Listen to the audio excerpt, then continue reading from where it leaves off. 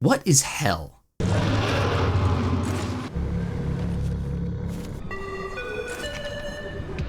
Most of you watching this video will immediately jump to the classical fire and brimstone vision of hell, with demons and pitchforks and the devil at the very top laughing and cackling as everyone slowly receives their punishment for all of time. However, hell has been a lot of different things for a lot of different people ever since humans have wondered what happens when we die. Even the classical depiction of the Christian hell has not always been one big fiery red pit that can be adapted into video games as a cool lava level. Dark Machine Games has introduced me to their own version of hell, and to be quite frank, it's incredible. White Knuckle was released into early access on April 17th, 2025 by Dark Machine Games, and was published by Dread XP, a publisher that releases many other horror-adjacent experiences. I, however, was able to get my hands on the game before April, instead during the October 2024 Steam Next Fest, where they made the demo of the game available to the public. I remember sinking about 7 or 8 hours into the game, first to see what it was about, then out of a desire to reach credits on the demo, and finally to get my time as low as humanly possible. Needless to say, I was addicted, and even now, when the game still remains in early access, I wait with bated breath for the next update to see what fresh layers of hell wait for us. I don't have a great thesis or dissertation for this video, but instead this will be a straightforward review. I'll also have a lore analysis of the game as of this release, in an attempt to figure out what the hell is happening in White Knuckle. If you want to get your hands on the game right now, you can. The demo is still up on their Steam page if you want to get a better feel for the game. Going right into the tutorial is where we'll get our handholds for how the game works. The movement of your feet is basic enough. If you played any other PC game, you'll understand it here. Run, crouch, walk, WASD, you get it. The pièce de résistance is the climbing mechanics. Left mouse is your left hand, and vice versa for your right hand. Instead of clicking the button to grab, you hold the button to ready your hand, and you automatically grab any handholds within view and reach. And to let go, you let go. You can pull yourself around handholds with WASD, and look around and orient your body with mouse look. Originally, I struggled with these mechanics around my first hour or so of gameplay, so learning when to grab and to let go, and trusting when I was able to grab something, was a lesson in getting over my fear of falling. As time passes, however, you'll go from a very basic understanding of how to use the systems to learning how the mastery of the systems makes you feel completely at one with your character. We'll cover this more later, but to make a long story short, if you feel like you're struggling, you already have the tools to succeed. Along with following designated paths, the game gives you an inventory and 2 pockets. With these, you can cram all sorts of rebar and pythons to smash into the wall to carve your own path, or canned goods to gobble down to regain stamina.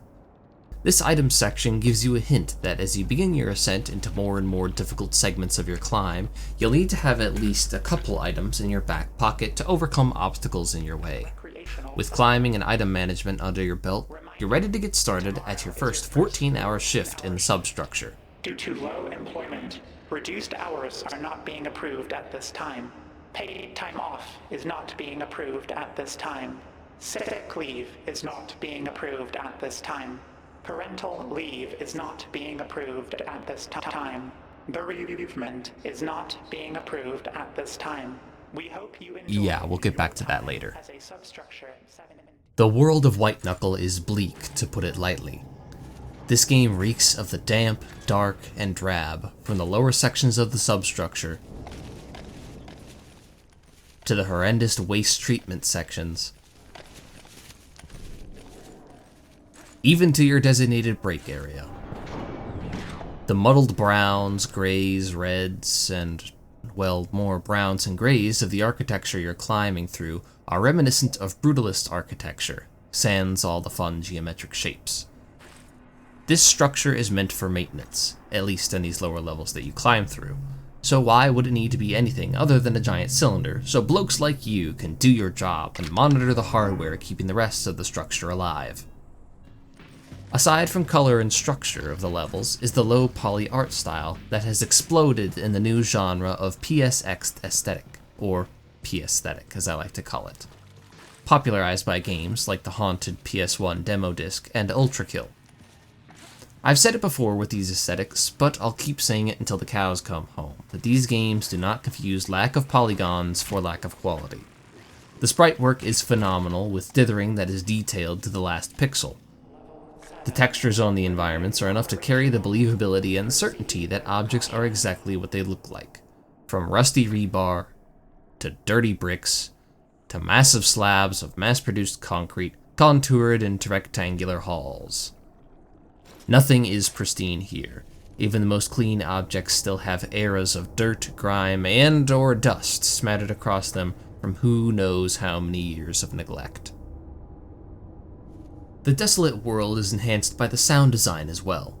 You won't be listening to any sort of macabre or ominous music in your climb up Substructure 17, because for the most part, everything is diegetic.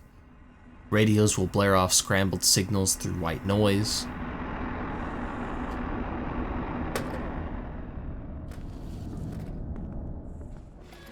Your character jingles as they jump from all the tools rattling around in their inventory.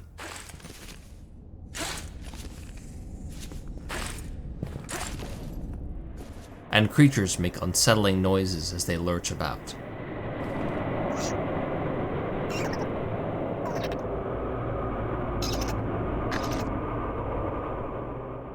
Aside from these short environmental stingers that punctuate the atmosphere, most of what you'll be hearing is either the ominous hollow winds of the substructure,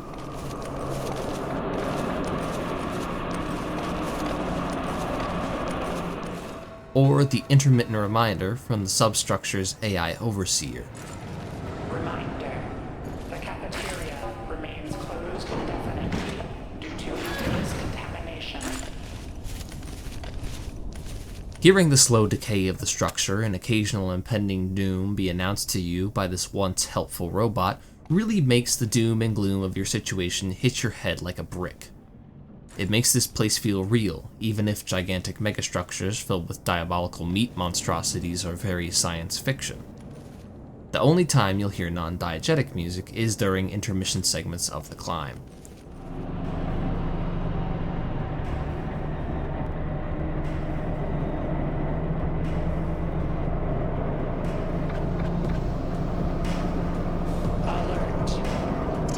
Although it can be argued that these drumming sounds and buzzes of bass are coming from the substructure's machinery, it still reads as very out of universe for me. Although I take no serious issue with it during these sections, since they enhance the mood of these more low-action cinematic moments. If they were to depart from setting this type of mood, however, is when I'd begin to show some worry for how the music is being used. The combination of audio-visual stimuli helps set the tone, but these are just appetizers and set dressing for the main course of the gameplay. As I've already addressed in the tutorial section, the climbing mechanics will initially seem stilted, not because anything is inherently slow or unresponsive, but because instead of controlling a character, you are controlling you. Once you understand how far your arms reach and manage your hand's stamina, you will begin to fly through the levels. The systems of movement begin to become second nature as you start pulling off basic moves like alternating hands fluidly,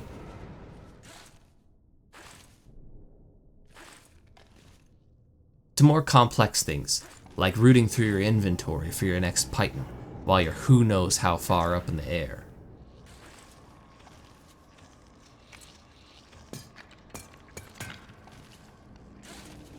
It becomes addicting how responsive and engaging these systems become. Each section of the climb is so perfectly laid out that you'll be able to find a spot to rest no matter your skill level. But as you climb, these dedicated spots to rest your hands become fewer and fewer, necessitating a rise in mechanical skill. Upon completing my first run, I had aching fingers and sweat across my forehead from the adrenaline coursing through my veins, making me clutch onto my keyboard and mouse.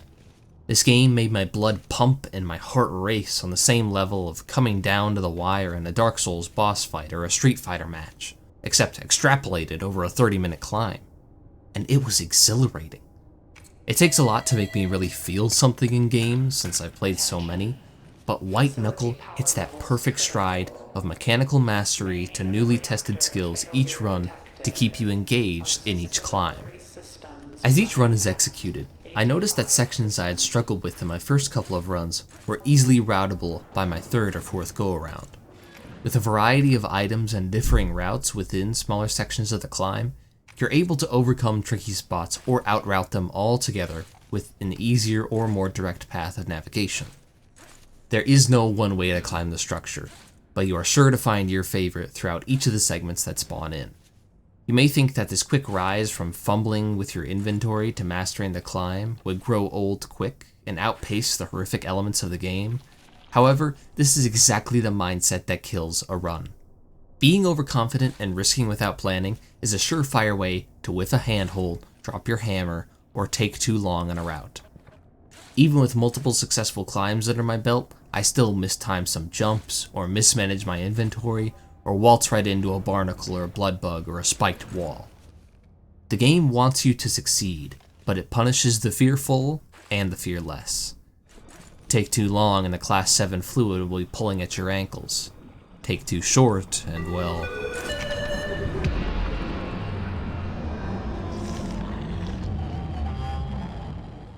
Even at the normal mode, players who have exerted their mastery over the structure can still be caught off guard by its roguelite elements. However, if you're above the skill level to make normal mode interesting, the Iron Knuckle and Hard mode modifiers are perfect for you.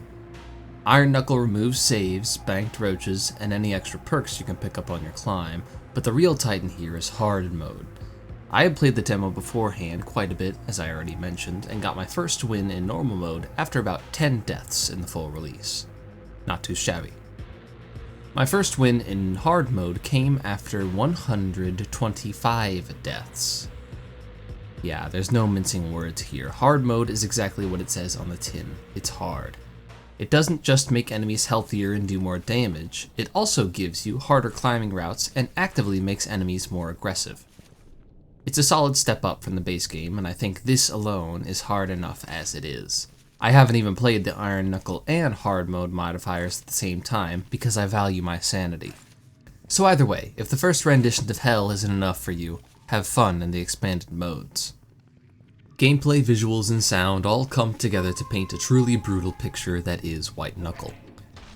It isn't brutally unfair, like something akin to Darkest Dungeon where you're at the whims of the random number generator, but instead White Knuckle gives you all the tools you need to succeed. It lets you try and try again, getting further and further each time as it continues to breathe down your neck, putting pressure on your shoulders, new obstacles in your way. I'd be lying if I didn't say that when I failed the last jump before the elevator to Habitation Yellow, my heart didn't jump out of my chest and I screamed at my computer, begging it to stop, to roll back the clock, to please tell me that it wasn't over already. Then I queued up another run. The ambience is so oppressive, yet the gameplay is so addictive that it truly feels like torment sometimes. Not out of unfair challenges, but of the sheer craving for the climb and the thrill of pulling yourself out of the muck, only to be gutted once again. Despite the bleak isolation that comes naturally to a hellscape like this, you certainly aren't alone.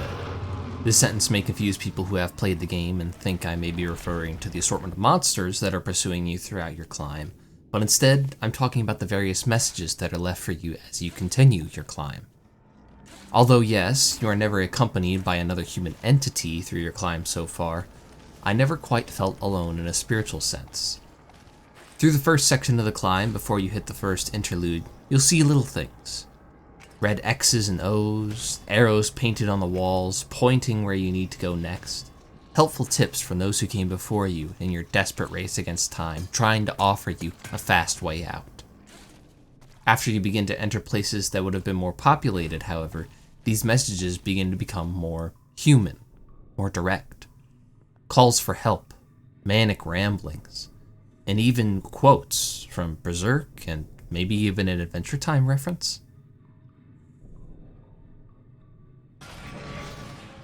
As you continue to an even more once populated area, the Haunted Pier, you'll come across even more artistic messages. Those of resistance, those of hope, and even just art pieces that may be left by the unnamed art enthusiast found other places around the structure. Even when I make these climbs alone, I don't feel that way entirely. These pieces being left by ages of other climbers or disgruntled workers make me feel at home. Though we're all suffering, we're trying to help each other out, trying to lighten each other's spirits, or even something as simple as calling back to other dark art that this hellish situation reminds us of, but can still inspire us to keep going instead of succumbing to the fall. The graffiti really is the cherry on top of the sundae for me in this scenario. It helps add more soul into this desolate cacotopia that we're trapped in. We're trapped who knows how far under the earth by corporate interests trying to scramble our way out of a collapsing and creature-infested abyss. But so was everyone else down here. And they'd rather die on their feet than live on their knees. Even if their form of resistance is drawing their homestuck OC on a factory wall. From here on out, I'm going to be discussing direct story spoilers and trying to figure out what in the hell is going on here in this diabolical complex. Again, this game is in early access, so I don't have all the answers. If you don't want to be spoiled, you can go click the link in the description to go buy the game, or if you just want to jump to my conclusion, jump to this time code in order to see it. Let's start from the bottom. Quite literally.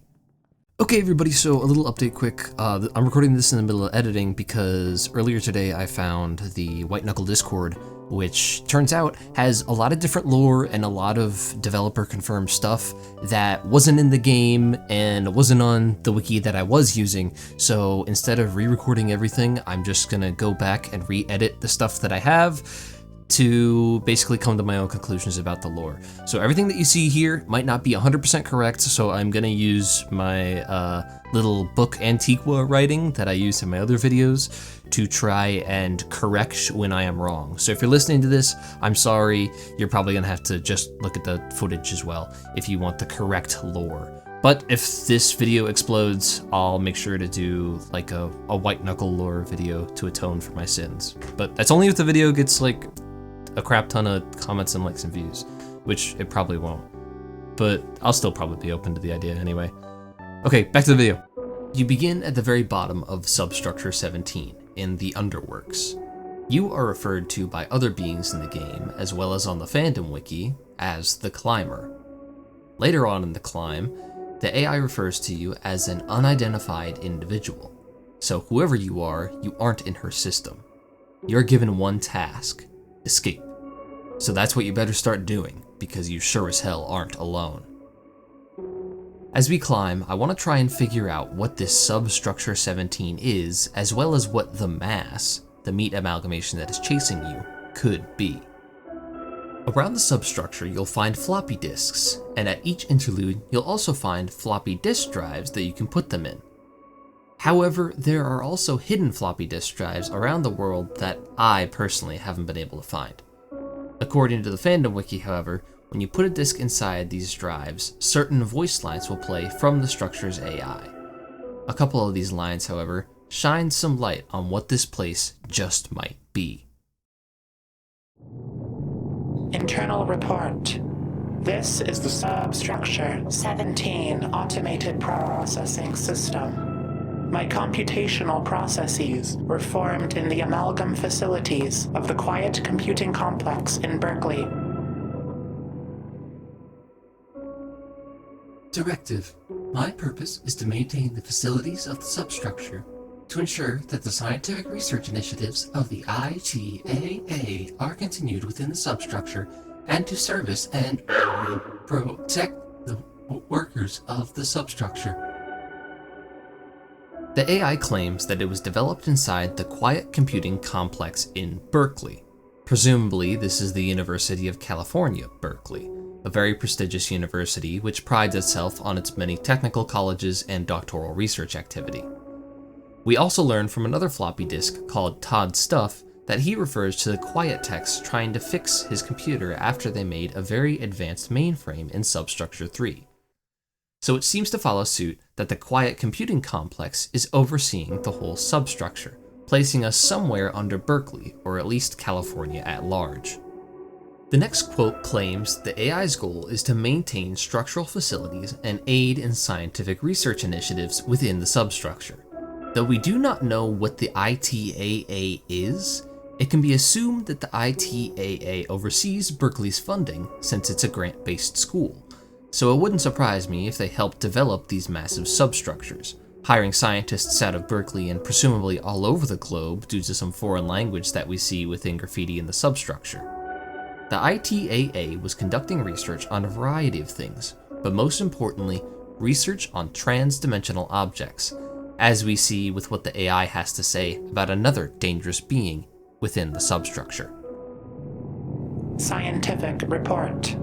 There is a beast at the bottom of the world. It was created in the year 1999 by scientists in Substructure 3. It was an accident, a malediction incongruous with our reality. Do not join it. Join it. Join it. Join it. Join it. Join it. Some may think that the AI is referring to the mass here, since the mass rises from the bottom of the world and is an amalgamation of other human corpses. However, there is a floppy disk that I have recorded that seems to offer evidence to the contrary. Login 17 admin. Password required. Login 17 admin. Access granted. Good morning, Administrator. Access SB17 DSF Lock 01. Accessing SB17 Deep Storage Facility Airlock 1. Safety false. Releasing safety mechanism. Open. SB17 Deep Storage Facility Airlock status. Powering. Powering. Opening. Warning. Receiving errors from pneumatic systems. Correcting. Correcting. SB17 Deep Storage Facility Airlock status. Open. Access SB17 DSF ERSR. Alert. The substructure board has placed an administrative lock on this node. Access denied. Access SB17 DSF SLS. Accessing SB17 Deep Storage Facility Secondary Lock System. Open shaft 0032. Opening all intersilo doors in shaft 0032. Alert. C7 fluid ingress detected. Safety mechanisms engaged. Alert. Personnel detected in silos 1, 5, 12, 66, 123. Recommend immediate evacuation. Access SB17 DSF Safety. Accessing SB17 Deep Storage Facility Safety Mechanisms. Disable. Disabling safety mechanisms. So it seems that this Class 7 fluid, which is what the AI refers to the mass when it breaks containment, seems to be restricted to Substructure 17, not Substructure 3. Also, when you have other close encounters with the mass, it has no ability to coerce you with auditory hallucinations like other subjects do. Instead, it just moans and lurches. Aside from that, however, it also seems that some higher-ups have a vested interest in letting this thing go. As we scramble out of the silos and pipeworks, we need to pass one last trial to try and get out and seal away the mass for good. Performing this is where we find a note that can put some wrenches in the beast is the mass theory. Siren started going off. Computer just locked up too. Did something just happen up in the hab? Derek, if you see this, I'm heading to the security room. The deep facility monitors don't show anything screwy with the seal, so I'm worried this is another event. Oh god, I hope it's not like what happened in Blue and Violet. They mentioned that deep facility monitors are looking at a seal that looks fine, and if you need to seal away anything, you need to seal off the mass like you're doing now. But Blue and Violet refer to the different silo substructures, with this one that we're in being yellow, and at the end of the early access climb, you go to the Blue Lambda facility. So if the mass was made in Substructure 3, the blue substructure, wouldn't this person just call it the mass or amalgamation or whatever they want to call it instead of an event? It would make more sense if this entity in Substructure 3, which could have destroyed it and the neighboring Violet substructure, then would have the power to control the AI which is something we don't see the mass doing before. Whether the beast at the bottom of the world is or isn't in the game yet, though, doesn't really matter to us. I'm just glad we finally sealed the mass away. Let's take a breather and look around to try and suit up more before the next part of the climb. Maybe we can figure out what those sirens were, too. If we head up the elevator winch box, we can find a secret with a dead body and some answers. I think it's over for me. Not much food left, and I ran out of water 2 days ago. Head pounding. Whole hab lit up like a damn Christmas tree, sirens starting going off. My radio has been looping a shelter-in-place order for the past 2 weeks now. If anyone in the other habs finds this note, stay the hell out of yellow. Something is screaming in the loading bay. See you soon, V. I think this pretty clearly confirms what happened in the last note we found. It wasn't the mass escaping, but instead whatever is loose inside Habitation Yellow. As we go in and become acquainted with the scrawlings on the walls, and very soon after the scream of the actual monster, it's time that we cover the creature infesting the next portion of the climb. Teeth. Unlike the mass, Teeth is a humanoid-sized creature that has the capacity to dig through brick and crawl up walls with its many shadowy hands. Also unlike the mass, we have a more solid foundation of how Teeth came about, and what it actually used to be. In your desperate climb away from the hungry fiend, you're able to dive into a research laboratory to escape it, and also find out how it came into our world. Dr. Gutierrez, Notes 12-13-2033. Mr. Verne is doing well. Talkative, but he's been complaining about hunger. I've given him as many rations as we can spare, but according to him, it doesn't help. Definitely an effect of the chair. His wounds are healing rapidly, and like the others, he seems to be getting stronger, though we're still not sure if that's a medical response or something more anomalous. We'll check on him again in the morning. Judging by the blood all over the room and the hole in the wall that is exactly like the ones that Teeth makes when emerging and diving back and forth through brick, whatever this chair is, it seems to have turned Mr. Verne into a voracious beast of 100 hands. Lucky us. And double lucky for us that we're able to drop an elevator on his head as we escape and continue our climb through the haunted pier.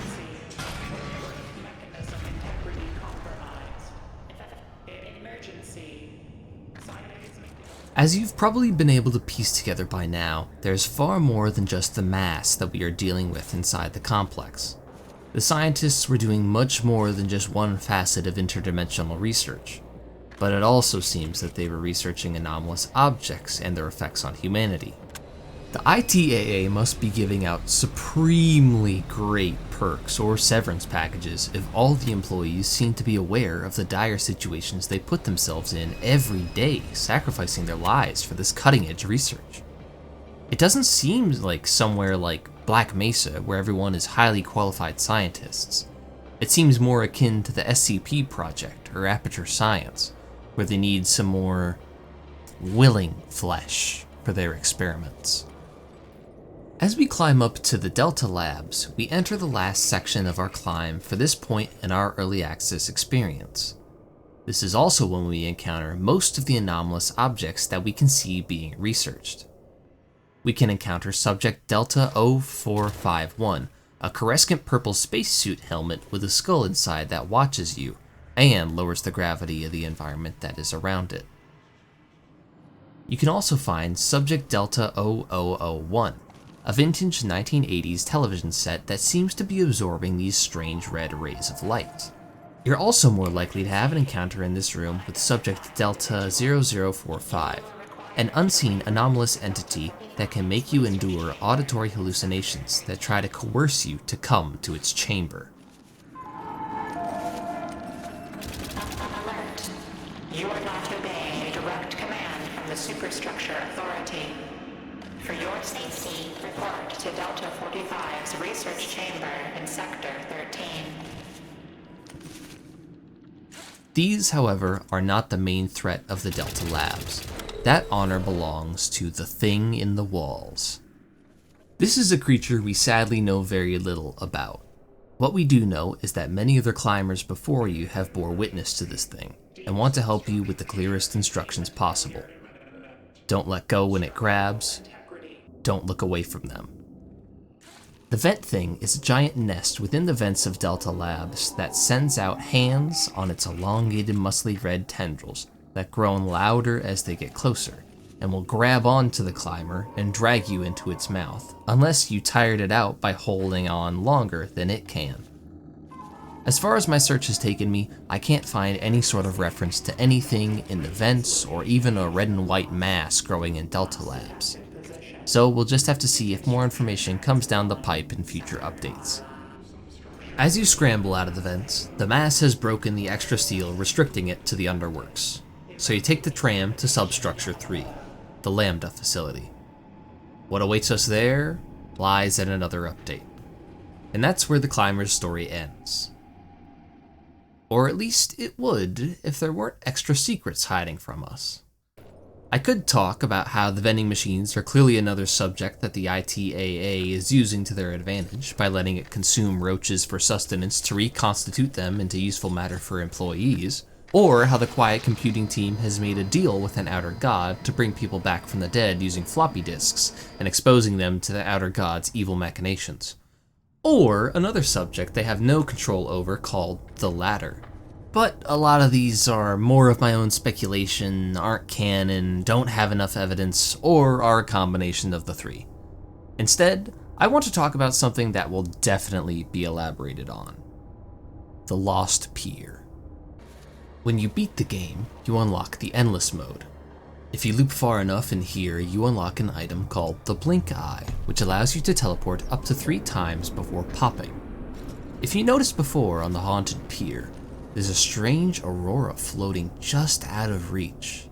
If you were to, I don't know, have a blink eye on you and then just warped over there and then...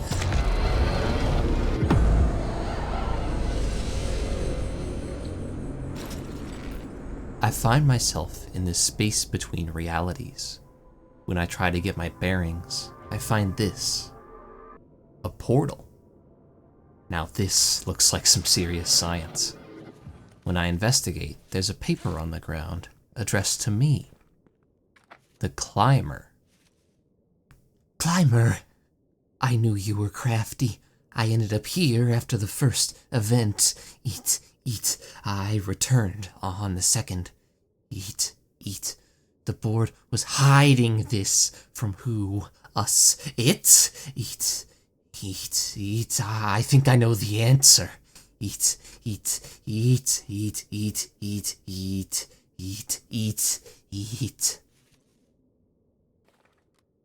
If you try to press the button, you get this message.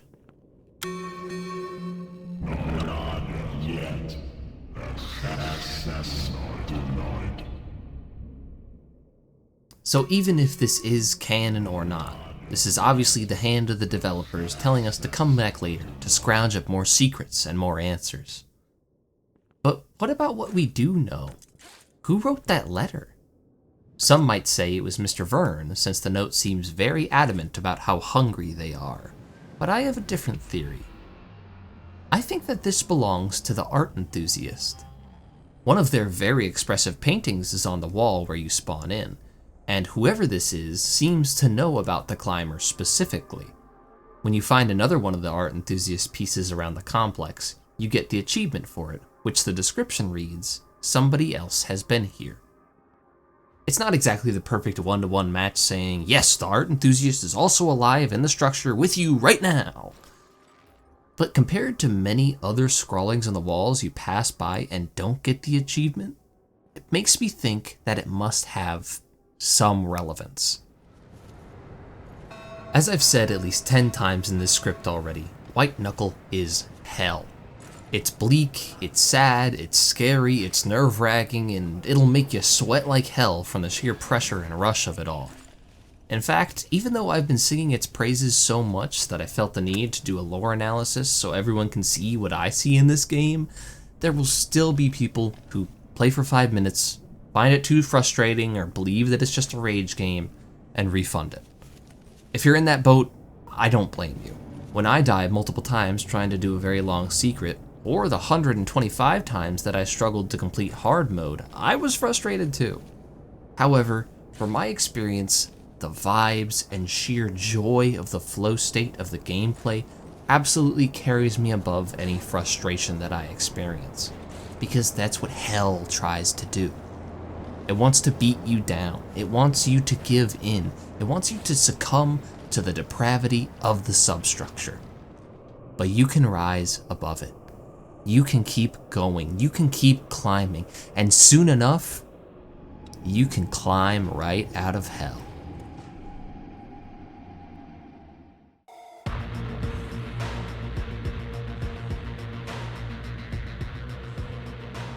Hello, thank you for making it to the end of this video. I just want to give an extra special thanks to the Fandom Wiki writers and the Miraheze Wiki writers, however you say it, and to all the members of the White Knuckle Discord who were very welcoming and very helpful in helping put my lore analysis together, or at least kind of fix what I had in post, because I just want this video to go out and I just want to make a video about White Knuckle, and I want it to be wholly my own and not just quoting and speculating on somebody else's good work. So if you want any of those links, those are all going to be in the description, and other than that, that's all I really have to say. Like, subscribe if you want, do whatever. I'm not going to get on my hands and knees and beg for you. Remember to love one another, remember to stay strong, remember to keep fighting the good fight, because we're always stronger together than we ever will be alone. I guess that's kind of the thesis for this video. Okay, bye.